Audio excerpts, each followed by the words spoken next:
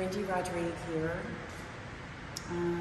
This year, 2023, marks 10 years. It'll be 10 years, December 14th, since George Rodrigue passed away, my husband. It's interesting for me to think back about what George and I were doing at this particular time. I'm visiting with you in the middle of September that year.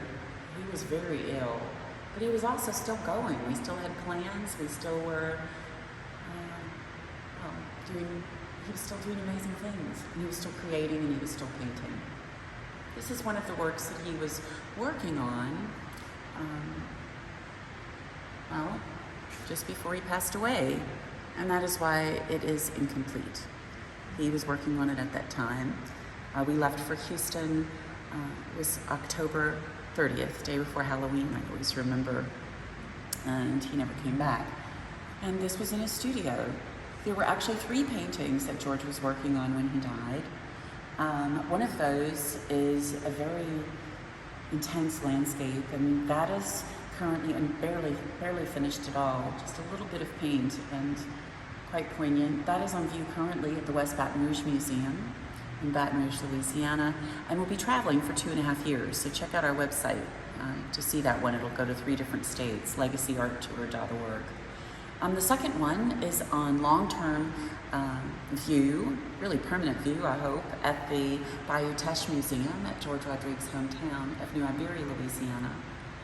And finally, and that one is a blue dog and a landscape, very kind of traditional Rodrigue. And this one is my favorite of the 3. And this was on George's easel in Carmel, California, at our home there. So one of the things there are many things I find interesting about this. He's painted the tree, right? His very typical cut off at the top tree, important to him because, first of all, it was a symbol for him throughout his entire career. We are invited in because we are underneath that tree. The sky becomes small. We can have a bright horizon, which he almost always did, but he didn't do that here. He didn't do that here. The other thing he didn't do is I watched him paint hundreds, maybe thousands of paintings. And he always started with the blue dog's eyes. He always started, in fact, we can go up to this one real quick, Douglas, if you want to look. He always would start, I already did a film on this one, so check it out too, if you want to know more about it. He would always start by painting these round circles and then this little jag right here, and the pupil and these parts, and then he would let that dry and fill in the yellow. Always. And yet, here, his last painting, how significant. The eyes are not there. George always said that the eyes are the window to the soul of the dog. And they're not there. He didn't paint them first. He didn't get to them. Maybe he knew he wouldn't. I don't know. So he's painted a tortoise.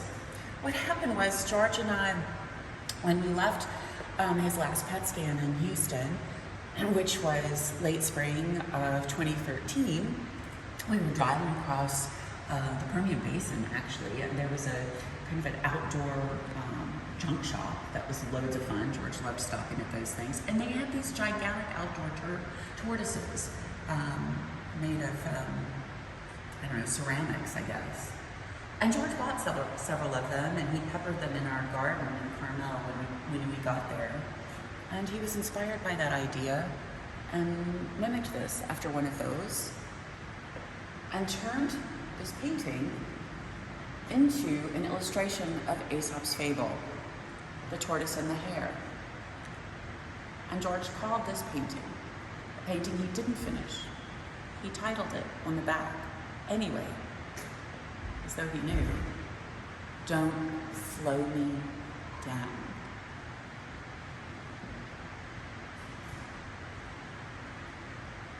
I think it's important to be able to share pieces like this.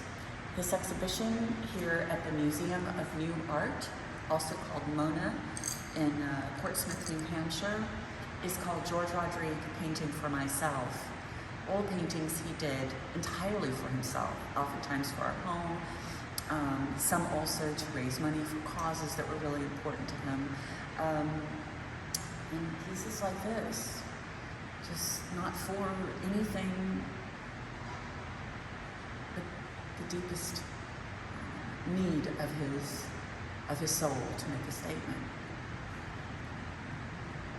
Come see it. The show goes on through January 2nd, 2024, and from there I'm happy to tell you it travels to the Bayou Teche Museum in George Rodrigue's hometown of New Iberia, Louisiana. Enjoy a celebration of his 80th birthday, March 13th, 2024, when we're going to have a big gala party. So check it out, legacyarttour.org. I'll see you there. Thank you.